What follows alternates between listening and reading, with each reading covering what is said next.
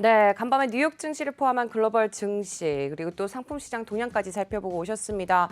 어떻게 보면 시장이 좀 환호를 했다라고 해석해 볼 수 있겠는데요. 보다 자세한 상황은 잠시 후에 말씀 나눠보도록 하고요. 우선 시장에 영향을 미칠 만한 또 주요 이슈들 함께 확인해 보도록 하겠습니다. 글로벌 인사이트 소식 확인해 보시죠. 네, 첫 번째 소식입니다. 많은 리스크가 있지만 시장에 존재하지만은 심각한 주식시장 침체에는 다소 회의적이다라고 애널리스트들의 의견이 나왔다고 하는데요. 어떤 내용인지 함께 관련 기사 확인해 보겠습니다. 네, CNBC 기사고요. 지금 인플레이션, 지금 제목을 먼저 확인해 보시죠. Plenty of risks, but analysts are skeptical on the serious stock market downturn이라고 기사 제목이 나왔습니다. 어쨌든 회의적이다. 이제 침체가 왜 나오느냐라는 좀 오히려 긍정적인 신호를 해석해 볼 수 있겠는데요. 지난주 미국 지식이죠. 연준의 매파적인 성향과 고평가 미국의 기술주들의 매도세에 힘입어서 힘든 한 해를 시작을 했다라고 나와 있습니다. 그러면서 나스닥 4일 거래일 연속 하락세를 기록했고 뒤늦게 반등을 했지만 글로벌 주식이 다시 한번 적자 상태로 돌아가고 있다. 이러한 추세는 계속해서 월요일장에서도 지속됐다라고 하고 있고요. 인플레이션과 긴축중앙은행의 정책, 코로나19의 감염률이 계속해서 주식의 강세를 위협하고 있지만 그럼에도 불구하고 애널리스트들은 2022년에 심각한 조정을 예상하지는 않는다라는 의견을 메인으로 내놨습니다. 연방공개시장위원회에 최근 회의록이 제공한 매파적인 놀라움의 핵심 원인, 대차대조표를 축소하려는 정책 이반자들의 열망이었다라고 평가하고 있는데요. 도이치방크 애널리스트가 지금 이전의 시장에서 그 중요성이 크게 과소평가되고 있다라고 주장을 했네요. 조금 더 보시면 전 세계적으로 오미크론 변이의 급속적인 확산, 또한 많은 주요 경제에서 일일 케이스로드가 기록적인 수치에 도달을 했고 또 엄격한 사회적 제한에 도달해서 최근 몇 달 동안 주식 전망에 지속적인 구름이 되기도 했는데요. 지금 네, 미국의 에셋 매니지먼트 중에 하나죠. 픽셋 에셋 매니지먼트의 수석 전략가입니다. 루카 파올리니가 오미크론 변이로 인해서 더 많은 제한이 있을 수도 있지만 그럼에도 불구하고 경제 회복은 탄력적이어서 주식이 조정에 특히 취약하지 않은 것으로 보인다라는 평가를 내놨고요. 파올리니는 글로벌 경제 회복이 강력한 노동시장과 또 억눌린 서비스의 수요 그리고 건전한 기업의 대차대조표에 의해서 뒷받침되고 있다라는 이야기를 해서 주식 비중을 오히려 높일 기회를 찾고 있다라는 의견을 내놨습니다. 어쨌든 루카 파올리니는 특히 미국과 유럽의 강력한 GDP 성장 기대에도 불구하고 급증하는 인플레이션이 약간의 하방 위험을 내포하고 있다. 연준이 6월까지는 금리를 인상하도록 하는 것과 함께 2022년 상반기에 정점에 이를 가능성이 높다는 점을 인정했습니다. 지금 픽셋 매니지먼트에서는요. 주식에 대해서 긍정적인 전망을 가지고 있지만 파올리니의 팀, 미국의 유동성 상황이 부정적으로 변화하고 있다는 점과 주식이 계속해서 높은 가치를 유지하고 있다는 점에서 자산군 전체에 전략적으로 중립적인 입장을 취했다는 점까지 함께 전해드립니다. 이어서 두 번째 소식도 확인해 보시죠. 네, 두 번째 소식입니다. 지금 골드만삭스의 데이비드 코스틴이 기술 단절이 미국 주식 가격의 최대 결정 오류다라는 의견을 좀 내놨는데요. 지금 관련 내용 함께 기사 통해서 확인해 보시겠습니다. 네, Goldman's David Kostin says a tech disconnect is the single greatest mispricing in U.S. stocks라고 해서 제목이 나왔고요. 골드만삭스의 수석 미국 주식 전략가입니다. 데이비드 코스틴은 2022년 투자자들이 미국의 기술 부분에 상당한 단절을 가장 염두에 두고 있다라는 의견을 좀 내놨는데요. 미국의 기술주가 올해 첫 번째 주에 급락을 하면서 나스닥 100의 지수를 월요일장에서 잠시 조정 영역에 진입한 이후에 계속해서 4거래일 연속 하락세를 기록했다는 점 앞서 전해드린 기사와 같은 내용입니다. 투자자들이 의아해하는 부분이 무엇인가 좀 봤더니 주로 지난 한 달 동안 연준이 더 매파적인 분위기를 띄우면서 더 높은 금리 환경에 대한 전망에 의해 주도가 되었다. 시장은 현재 중앙은행의 대차대조표 축소와 함께 잠재적인 금리 인상을 준비하고 있다라는 의견이고요. 그 결과 애널리스트들은 경기 부양책이 풀리면서 코로나19 대유행이 필요로 하는 초완화 통화정책의 혜택을 받은 고성장 기술 기업들에게 2022년 힘든 해가 될 것으로 광범위하게 예상하고 있다라는 의견입니다.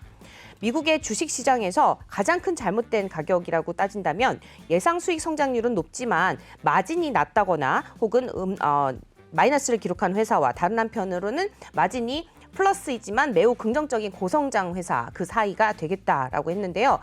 지금 데이빗 코스틴 CNBC와의 인터뷰를 통해서 월스트리트 건물의 글로벌 전략 컨퍼런스를 앞두고 인터뷰를 진행을 했다고 합니다. 그러면서 작년에 극적으로 이미 이 격차들이 조정을 받았다. 이미 조정은 진행되었다라고 얘기를 했고요.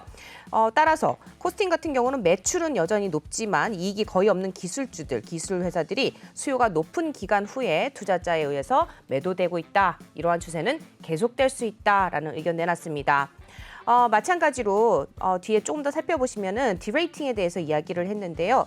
투자자가 자산의 전망에 대한 불확실성이 있을 때 자산의 가격이라든지 가치를 제고하는 것을 의미한다라고 하면서 이 두 가지 유형의 주식 사이의 격차가 상당히 가깝다. 앞으로 더 커질 것이다라는 주장. 그리고 빠른 성장과 함께 높은 이익 마진을 모두 가진 회사의 가치 평가가 증가하거나 마진이 오히려 낮거나 마이너스인 회사가 더 후퇴하는 극단적인 형태를 취할 수 있다라는 의견을 내놨습니다.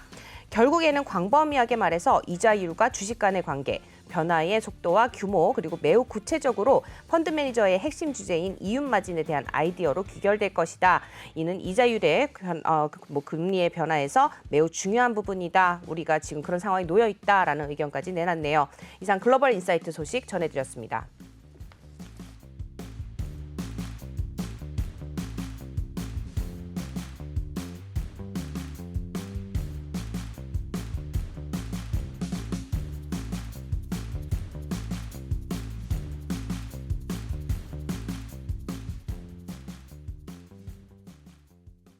네, 글로벌 인사이트 소식 확인해보고 오셨습니다. 바로 이어서 전문가분 모시고 또 뉴욕 증시 분석과 함께 상품 시장 동향 그리고 전반적으로 전망까지 함께 들어보도록 하겠습니다. 미래에셋증권 강남역 WM의 국제문 수석 매니저 자리해 주셨습니다. 안녕하세요. 네, 안녕하세요. 네, 매니저님. 밤사이에 미국장 상황을 좀 살펴보자면 지금 전반적으로 좀 좋은 흐름을 가져갔습니다. 일단 특히 또 국제유가가 큰 폭으로 상승을 하면서 에너지 관련주들을 위주로 좀 끌어올린 것 같은데요. 전반적인 분석부터 좀 들어볼까요? 그렇습니다. 시장에서는 파월 의장에 주목했던 그런 청문회 연설이 생각보다 덜 매파적이었다. 그렇게 해석하면서 기술주 중심의 성장주 나스닥 중심으로 주가가 반등했는데요. 크게 두 가지를 보는 것 같습니다. 첫 번째는 이제 지금 인플레이션인데 인플레이션이 계속해서 높게 유지될 경우에 어떤 금리 인상을 할 수밖에 없다. 이런 구조들. 그러니까 인플레이션 통제를 위해서 금리 인상을 할 수밖에 없다로 시장이 해석하는 것 같습니다. 그래서 한편으로 봐서는 인플레이션만 안정되면 굳이 금리 인상을 지금 서둘릴 필요가 있겠는가라고 시장이 해석하는 것 같아요. 그래서 이 부분이 상당히 좀 긍정적인 스탠스다라고 보는 것 같고요. 그리고 과거에 보게 되면 과거에서는 다 아시다시피 테이퍼링 이후에 1년 후에 금리 인상, 2년 후에 양적 긴축 축소.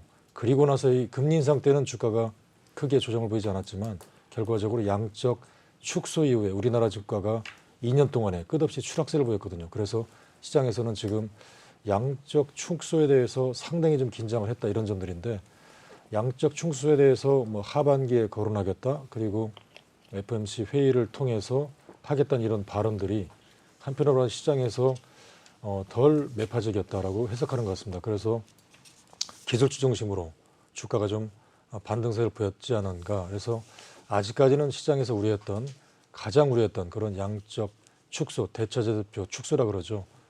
만기된 채권을 사야 되는데 사지 않은 거. 자, 이 부분들을 하반기로 약간 넘긴 듯한 그런 내용들. 그렇기 때문에 시장에서는 물가만 안정되면 어느 정도 시장의 펀더멘탈 가능성도 좋지 않을까 이렇게 보여지는 거거든요. 그래서 과연 이 물가가 언제까지 지속될 건가가 상당히 시장에서 주목을 보이고 있고요. 그래서 이번 주 수요일 날 소비자 물가지수 발표가 상당히 중요할 것 같습니다. 그래서 이 부분에 대해서 주목하는 것 같고 물론 다른 쪽에서는 지금 물가 지금 시장을 가장 40년 만에 최고치 결과적으로 물가거든요.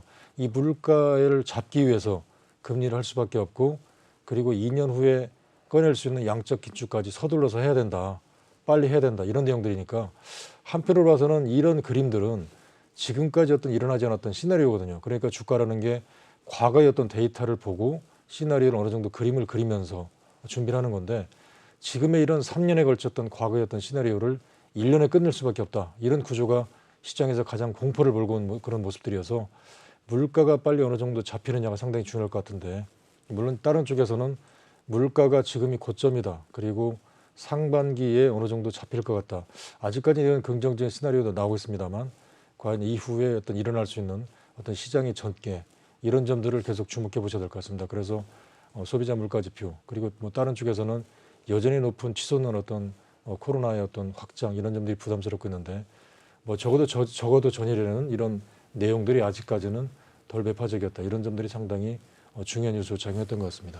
근데 어제 주가 움직임 보면 파월 의장 발언 이후에 주가가 급반등을 하는 그런 모습을 그렇습니다. 나타냈지 않습니까? 그렇습니다. 근데 사실 그 내용을 하나하나 뜯어놓고 보면 기존의 그 매파적인 발언에서 전혀 후퇴한 건 없는데 그렇습니다. 어떻습니까? 시장에 돈이 너무 많아 그런 거 아닌가요 지금? 그렇습니다. 그러니까 시장에서는 그래도 아직까지는 테이퍼링, 그러니까 유동성이 지속되고 있다. 네네. 그러니까 약간 좀 좋은 쪽을 자꾸 보려고 하는 것 같아요. 그렇죠. 네. 그러니까 지금의 이런 자산을 과연 빼서 뭐 안전자산으로 간다?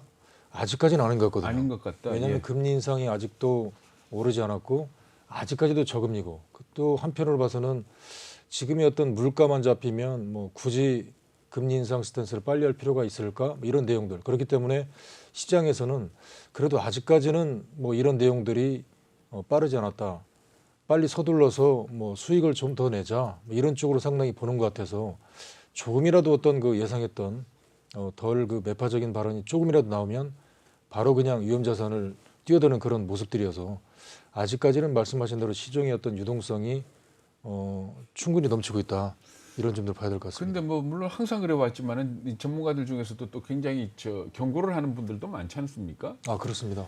어떻습니까? 미국 시장만 놓고 봤을 때 우리 서학개미들 그렇습니다. 어떤 스탠스로 접근을 하는 게 좋을 것 같습니까? 단기적인 차원에서는 뭐 지금과 같이 오늘도 나스닥 지 올랐지만 단기적인 차원에서는 여전히 이런 부분들이 진행형이기 때문에 마냥고 그렇습니다. 네. 그렇기 때문에 반등을 보일다면 일부 물량을 뭐 단기적인 플레이를 하시는 분들은 오를 때 물량을 좀 줄일 수밖에 없을 것 같고요. 네. 반면에 이제 중장기적인 트렌드 쪽에서 나는 좀 사놓고 길게 가져간다. 네네. 회사를 보고 장기적으로 투자하겠다. 그런 분들은 뭐 전일의 나스닥 반등은 아니고 주가가 아마 또 떨어질 가능성이 커 보입니다. 단기적으로. 출렁거리겠죠? 그렇습니다. 그럴 때 이제 다시 이제 펀더멘탈을 보고 중장기 측면에 떨어질 때 조금씩 물량을 나눠서 사는 뭐 이런 전략이 상당히 좋지 않을까 보여집니다. 어떻습니까? 우리나라 서학개미들 중에서도 미국 시장에서 이 단타 매매하는 사람들이 있습니까? 예, 저희 지점에서도 계십니다. 아, 그래요? 예, 그런 분들이 그러니까 이제 국내 증시에서 뭐 하도 이제 단기적인 플레이를 많이 하시는 네네. 분들이 뭐 개인적으로 이제 해외 주식도 그렇게 하고 싶다. 네. 그 저한테 말씀하십니다. 그러면 이제 아무래도 이제 성장성이 있는 주식들, 뭐 테슬라라든지, 네. 그다음에 애플거라든가 엔비디아, 그다음에 마이크로소프트 네네. 이런 주식들이 한 뭐 3일 정도 떨어질 때 사들입니다. 아, 그럼 여지없이 한 이틀 정도 뜨거든요. 뭐 그런 플레이를 심지어는 이런 분들이 뭐 요구할 때는 저희가 밤에도 이제 출근해서 그래요? 보면서 해드립니다. 어. 예, 네. 뭐 금액이 그러니까 크신 분들. 예. 사실 이런 장에서는 오히려 그런 단타로 접근하는 사람들이 리스크가 더 적은 거 아닙니까? 어떻게 본다면? 그럴 수도 물론 있습니다. 네. 왜냐하면 이제 계속 말씀드린 대로 지금의 시장은 상승의 어떤 상승이 지속하기가 상당히 힘듭니다. 왜냐하면 네. 어차피 미국이 이제 뭐 테이퍼링은 3월달에 끝났고 네. 금리 인상을 하긴 한다. 네. 다만 이제 늦게 할 거냐 빨리 할 거냐. 네. 그렇기 때문에 이제 자연스럽게 주가가 지속적으로 상승 힘들기 때문에 네. 말씀하신 대로 뭐 단기적인 플레이는 박스권이 당연히 유리합니다. 그렇죠. 주가가 이제 나스닥이 전일에 상승했지만 네.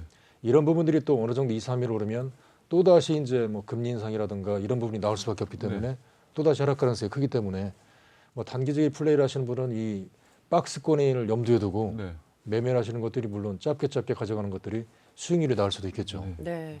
뭐 제가 어제 밤에 조금 잠을 설쳤어요. 이제 그렇습니다. 뉴욕 증시를 조금 지켜보고 있었는데 실제로 저는 이제 뉴욕 증시에는 투자를 하지 않고 있는 상황에서 조금 더 지켜보고 장을 지켜보고 있다 보니까 굉장히 변동성이 크더라고요. 특히 그렇습니다. 이제 잠시만요. 최근에 이제 저는 이제 로블록스를 조금 좋게 보면서 네. $80 이하로 떨어졌을 경우에 진입하면 괜찮겠다라고 생각했는데 사실 어제 장에서는 그저께 장이죠. 그저께 장에서 좀 빨아줬었다가 어제 장에서는 10% 이상 올라가는 그런 흐름을 좀 보여줬거든요. 실제로 그런 단타를 해서 수익을 내는 게 어떻게 보면 우리 국내장보다는 변동성이 더 커서 가능하지 않을까라는 생각을 살짝 해보기는 했습니다.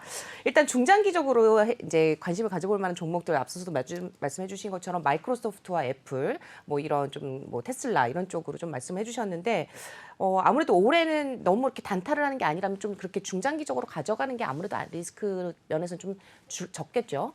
그렇습니다. 그러니까 결과적으로 과거의 주가라는 게 뭐 그때그때마다 어떨 때는 뭐 1년 동안 떨어진 적도 있고 3년 동안 오른 적도 있고 그렇지만 조금 전에 말씀드린 이 성장성이 확실한 종목들 우리가 이제 뭐 지금 이 방송을 시청하시는 분들께서도 뭐 재무제표들을 충분히 분석하실 텐데 제가 말씀드린 뭐 엔비디아, 애플, 그다음에 뭐 마이크로소프트, 테슬라 이런 종목 보게 되면 물론 많이 올랐다고들 많이 하십니다. 그렇지만 그런 뭐 상승 속도를 보게 되면 영업이익률 뭐 아무로 보시게 되면 수조 원입니다. 천문학적인 자금들이거든요. 그렇기 때문에 웬만한 우리나라 중소기업보다 더 높은 그런 영업이익률을 자랑하기 때문에 이런 기업들이 또 자사주도 사고 있고 자사주 소각도가 있고 배당주도 주기 때문에 주가가 끊임없이 뭐 20년, 30년 동안 올랐을 수밖에 없었을 것 같습니다. 그러니까 뭐 중장기적 측면에서 내가 주식을 하겠다 하시는 차원이라면 내가 가진 포트폴리오 이번 기회에 재편하시는 방법 그렇기 때문에 주식을 내가 어느 정도 가지고 있다면 좀 전에 말씀드린 이런 뭐 성장성이 글로벌에서 가장 큰 이런 주식들을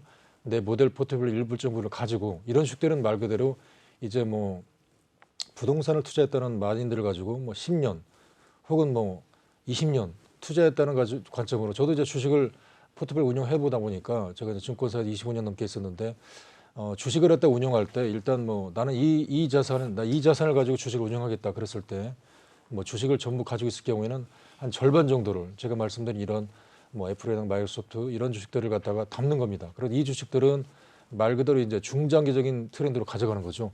그리고 나머지 절반을 가지고 이제 우리나라 국내 주식을 상황에 맞게 이제 트레이딩하는 전략을 뭐 그때그때마다 하는 전략, 뭐 상황이 좋지 않으면 현금을 가지고 있거나 이런 식으로 중장기적으로 하다 보니까 결과적으로 수익률이 나는 뭐 그런 구조를 가지고 오더라고요. 그래서 이번 기회에 어떤 그 포트폴리오를 새롭게 좀 재편하는 그런 전략도 상당히 좋지 않을까 그렇게 보여집니다. 근데 미국 시장에 뛰어들라 그러면은 환율도 상당히 좀 고려를 해서 들어가야 되죠. 어떻습니까? 물론 그렇습니다. 뭐 그런 차원도 상당히 이제 충분히 고려해봐야 되는데 네네. 결과적으로 이제 지금에 대한 어떤 환율 그러니까 이제 어떤 분들은 뭐 결과적으로 지금부터는 이제 미국이 금리 인상 스탠스이기 때문에 달러가 오를 수밖에 없다. 그래서 국내적인 돈을 달러로 바꾸겠다. 네. 그런 쪽으로 뭐 고려할 수도 있는데 뭐 그런 점들도 충분히 감안할 수도 있겠죠. 네. 그렇지만 지금의 어떤 시나리오가 오히려 이제 미국의 금리 인상 스탠스가 결과적으로 좀 안타깝지만 뭐 달러에 대한 인상 그리고 미국 주가가 더 상승할 가능성이 큰 점들 그리고 과거에도 결과적으로 아직은 멀었지만 그 미국이 양적 긴축을 하고 나서 우리나라 주가가 2년 동안에 끝없이 추락할 때 오히려 나스닥은 덜 빠졌거든요. 네. 그렇기 때문에 이런 점들은 주가가 올라갈 때는 좀 미국 주가가 더 올라가고 떨어질 때는 오히려 신흥국이 더 떨어지는 상당히 좀 안타까운 이런 모습이어서 이런 그림을 크게 보는 뭐 시나리오대로 간다면 또 다시 재편될 수 있기 때문에 어떻습니까? 현장에서 새롭게 미국 주식 투자하는 사람들 많이 늘어나고 있습니까? 사실상 저희들도 이제 그런 쪽을 많이 말씀드리는 편이고요. 네. 그래서 최근에 이제 뭐 고객분들 내가 주식을 10년 동안 했지만 네. 손해를 봤다. 네. 그런 분들 과연 어떻게 하면 좋겠는가. 네. 자, 이런 분들을 가지고 안타깝지만 이제 저희도 뭐 이런 말씀 많이 드립니다. 이제 미국 주식을 말씀드릴 때 많이 올랐지 않았느냐. 네. 이제 그런 점들인데 그렇습니다. 그러니까 이런 시나리오는 1년 전에도 네. 그런 분들이 말씀하셨고 1년 전에도 가장 많이 올랐거든요. 그렇기 때문에 그럴 때 이제 안타깝지만 그래도 이제 투자 자산의 투자 자산의 10% 정도를 당장 바꾸시자 그렇게 말씀드린 그래요? 적이 있습니다. 그래서 이제 그렇게 했더니 결과적으로 이제 3달 후에 역시 이제 뭐 미국 주가는 좀 떨어질 때 덜 빠지고 올라가기도 하고 네. 이제 그런 점들을 이제 확인을 하시는 거거든요. 그러니까 사실은 우리 국내 투자가들이 물적 분할 뭐 이런 것 때문에 마음을 다쳤고 또 오스템 임플란트 이런 거 보면서 그렇습니다. 예. 사실 좀 마음이 많이 떠나가지고 개미들이 다 태평양 건너가는 거 아닙니까? 이러다가? 그런 점들을 지금 많이 말씀하십니다. 그래서 이제 일부 어떤 분들은 이제 뭐 미국에서 살다 오신 분, 무역을 많이 하시는 분들이 그런 점들을 많이 하셔나십니다. 그러니까 이제 당연히 이제 우리나라의 어떤 기업 성장성을 위해서 우리나라 주식을 사줘야죠. 그렇죠. 그렇지만 좀 전에 말씀하신 LG화학 사례를 보게 되면 LG화학 주식을 살 때 그 회사 내에서 가장 어떤 매출이 큰 2차 전지, 배터리 이 분야를 보고 나는 매수를 했더니 네. 가장 그 좋은 주식을 쏙 띄어서 물적 분할을 했다. 네. 인적 분할도 아니고요. 뭐 여기에 대해서 투자자들이 상당히 실망을 금치 못했고 또 과거에 어떤 뭐 현대자동차도 이제 뭐 10년 전에 전혀 상관없는 삼성역 쪽에 뭐 네. 한전 부지를 샀다. 이 부분에 대해서 외국인들이 크게 실망을 해서 네. 팔고 떠났다는 점들, 좀 전에 말씀하신 일부 어떤 기업들에 대해서 주주 리스크. 네. 그러니까 이런 부분을 놓고 보더라도 어떤 미국 기업들은 자사주 매수 그리고 뭐 자사주 소각, 뭐 삼성전자가 100조 원을 가지고 있는데 뭐 투자를 하지 않고 있다. 뭐 이런 부분들에 대한 불만.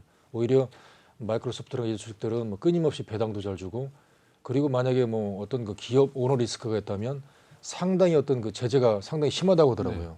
그러니까 이런 부분들이 정책적으로 뭐 뒷받침이 상당히 잘 돼 있다. 그다음에 금융거래소에서도 이렇게 잘못된 점을 충분히 지적하고 있다더라. 이런 점들을 그런 좀 미국 주식에 대해서도 상당히 좀 신뢰가 높다. 이런 점들을 안타깝게 이제 떠나고 있다는 점. 네, 그리고 네. 실제적으로 현실적으로 많이 떠나고 있습니다. 네. 그래서 그런 서학개미들이 떠났는데 문제는 이제 떠나고 나서 1년 후에 봤더니 오히려 현대차보다 테슬라는 수익을 많이 안겨준다. 네. 그다음에 오히려 삼성전자보다 애플, 뭐 10년 전에 애플과 삼성전자가 비슷하게 출발했는데 지금 주가가 하늘과 땅 차이다. 네. 물론 기업들에 대해서 성장성도 상당히 높더라고요. 그다음에 이제 그런 점들. 그래서 그런 점들이 이제 뭐 어떤 그 수학개미들이 스터디를 요즘에 너무 많이 하셔가지고 네. 뭐 저희들보다도 공부를 많이 하시더라고요. 그렇죠. 그래서 네. 심지어는 이제 네. 밤에 잠도 안 주무시고 매매를 하시더라고요. 어떨 때는 그렇죠. 저는 네. 이제 뭐 잠잘 때도 뭐 전화가 오셔가지고 지금 사야 되는 건지 저런. 물어보신 경우가 많더라고요. 그렇기 때문에 자, 이런 점들을 놓고 이제 우리나라도 이제 증권거래소 같은 쪽에도 이제 기업들이 뭐 잘못하면 좀 지적도 좀 많이 하시고 그래서 이제 우리나라 기업들도 이제 세계 속에 어떤 경쟁력 있는 주주를 상당히 좀 우선시하는 네. 이런 그럼요. 점들이 많이 대제지 않냐 네. 이런 점들이 지금 상당히 많이 개인 투자자들이 많이 하는 그런 상황이더라고요. 네. 네, 말씀 잘 들었습니다. 지금 또 항상 또 저희 오프닝 벨에서 국제문 수석 매니저님 진솔하게 답변 좀 주고 계신데요. 뉴욕 증시 뭐 계속해서 분석과 함께 또 향후 어떤 이제 실질적으로 어떻게 트레이딩을 하고 계신지에 대해서도 함께 좀 말씀을 나눠봤습니다. 자, 국내 증시를 조금 넘어와 볼까요? 국내 증시 어제도 또 이제 코스닥 같은 경우는 쭉 흘러내리는 흐름을 좀 보여줬고 코스피 같은 경우는 그래도 외국인들이 좀 지속적으로 매수세가 좀 들어와 줬는데 어떻게 전망하세요? 그렇습니다. 지금 이제 말씀하신 그런 부분들 좀 한편으로 좀 안타깝습니다. 그러니까 이제 미국 주가는 저렇게 올라가는데 우리는 왜 별로 안 올라가요? 그리고 미국 주가가 빠지면 우리는 왜 같이 빠지죠? 이런 부분들인데요.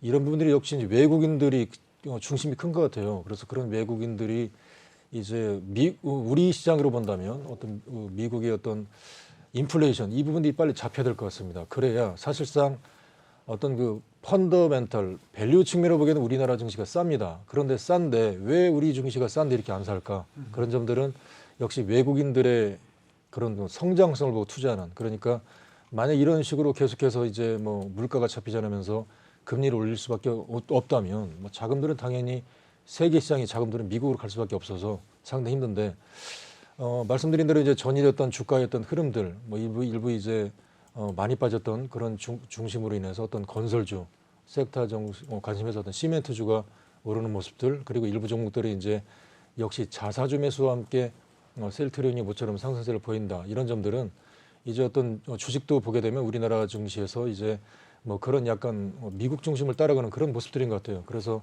뭐 자사주를 사는 그런 모습들이 모습들을 보고 주가가 움직이는 모습들이기 때문에 이제 미국 시장을 보면서 금년은 이제 뭐 주식을 좀 냉정하게 보셔야 될 것 같아요. 그래서 저도 시장이 좋을 때는 상당히 공격적으로 2년 전에 2020년에는 상당히 공격적으로 했지만 지금의 시장은 공격적으로 해서는 안 되는 그러니까 시장을 충분히 보면서 해야 되거든요. 그래서 미국 시장을 보면서 계속해서 어떤 그 인플레이션이 지속되는 상황에서 미국의 금리 인상이 거론된다면 박스권 트레이딩으로 하셔야 될 것 같고요. 그리고 전일 미국의 기술주를 보였지만 조금이라도 어떤 그 약간의 비둘기적인 발언이 나온다면 다시 이제 2차 전지 성장세인 주식들이 반등할 거고요.